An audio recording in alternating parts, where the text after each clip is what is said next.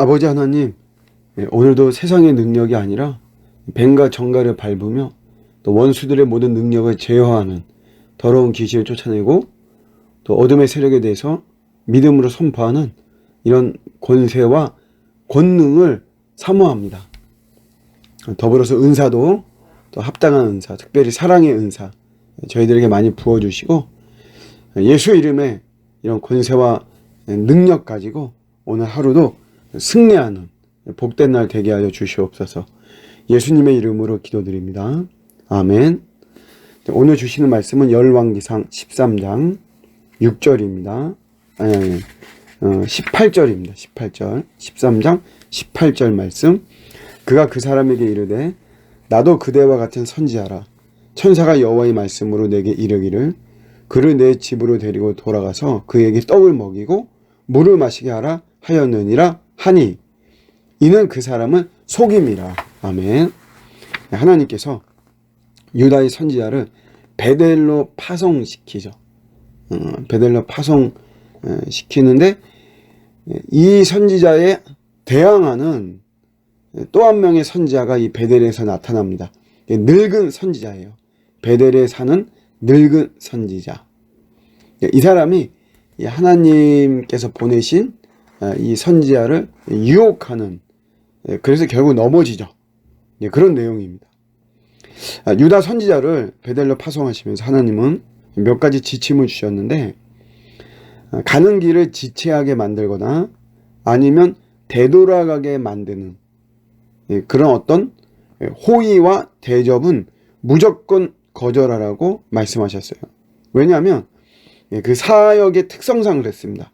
베델의 파괴를 선언하는 이런 사역이 사명인데 요게 이제 뭐 만만한 게 아니죠. 쉬운 게 아니에요. 뭐 예를 들어 가지고 다른 교회 가서 설교를 한다. 물론 이제 굉장히 다 무게감이 있는 거지만 그래도 뭐 늘 하는 거니까 좀 그렇죠.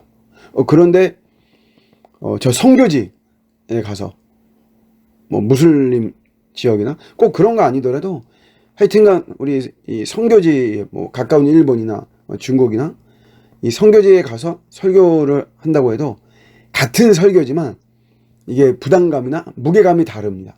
사역의 특성상이 있죠.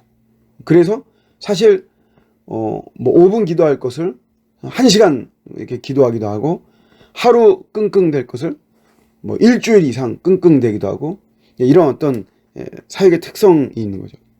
이제 그런 의미예요.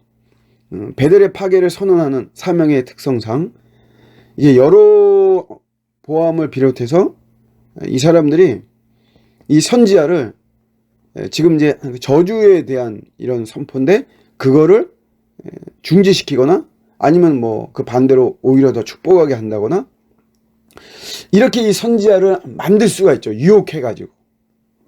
그렇기 때문에 이제 이런 불미스러운 일이 일어나지 않도록 사전에 차단시키려고 절대적으로 말을 섞지 마라. 기웃거리지도 마라. 같이 뭐 밥도 먹지 마라. 이런 가르침을 준 거죠. 그런데 이게 이제 만만히 보지 마라 이런 말이거든요. 그런데 이 늙은 선지자가 속이는 거죠. 속이는 게 이런 말을 해요. 야, 나도 너와 같은 선지자다 이거죠. 하나님이 보낸 선지자. 나도. 그리고 천사가 하나님 말씀을 나에게 말했다는 거죠. 천사가 말을 해서 내가 이렇게 하는 거다. 내 자의나 내 생각대로 하는 게 아니라 나도 천사의 명을 받았다. 뭐 이렇게 말을 하니까 넘어갈 수밖에 없는 거죠. 그래서 여기서 우리가 붙잡아야 되는 것은 뭐냐면 이게 어떤 우리가 사명을 감당하고 또 우리가 하나님의 자녀를 살아가고 하는 이런 길에서 만만히 볼 것이 아니라는 거예요. 가볍게 우리가 여기서는 안 되는 거다라고 하는 거죠. 이게 속였다 그랬잖아요. 속였다. 원래 어둠의 세력은 마귀는 거짓의 아비잖아요. 거짓말쟁이들. 입만 열면 거짓말 하는 거거든요. 그런 세력들이기 때문에 만만하게 보면 안 되는 거죠. 이제 이런 이야기를 많이 들어요. 목사님, 어떤 사람하고 같이 이제 뭐 예를 들면 동업을 하고 뭔가를 같이 하는데 또 뭐 손을 잡게 되었는데 그 사람 믿을 사람이에요. 교회를 다녀요. 기독교인이에요. 장로님이고 권사님이에요. 또 목회자 자녀입니다. 아버지가 목사라고 해요. 뭐 이런 이야기를 많이 들어요. 그런데 그 사람들이 뒤통수를 치죠. 그 사람들 때문에 엄청난 고난과 환난을 당하는 이런 모습이 있어요. 물론 개개인은 선할 거예요. 개 중에는 사악한 사람도 있죠. 그러나 이제 대부분은 또 선한 모습이 많은데, 근데 요런 게 내가 믿는 사람이에요. 기독교인이에요. 그래서 내가 경계심을 풀고 좀 흐릿하게 되고 요렇게 만드는 것이 악마의 수단이다. 악마의 도구다. 라고 하는 것을 우리는 기억해야 됩니다. 같은 기독교인이다. 그래서 그런 것 때문에 경계심을 풀게 하는 거죠. 항상 뱀처럼 지혜로운 게 중요해요. 뱀처럼 지혜롭다는 것은 뭐냐면 경계를 풀지 않는 거죠. 뱀은 경계를 절대 풀지 않아요. 그러니까 뭐 우리가 신뢰하는 건 중요하지만 그냥 만만히 보고 가볍게 보고 뭐 아무 대책 없이 막 이렇게 나가는 이런 것이 아니라 늘 건강한 경계죠. 뱀처럼 지혜롭다는 것은 건강한 경계 속에서 이리 살펴보고 저리 살펴보고. 왜냐? 하나님의 일은 중요하니까. 하나님의 자녀를 살아가는 것은 소중한 것이니까.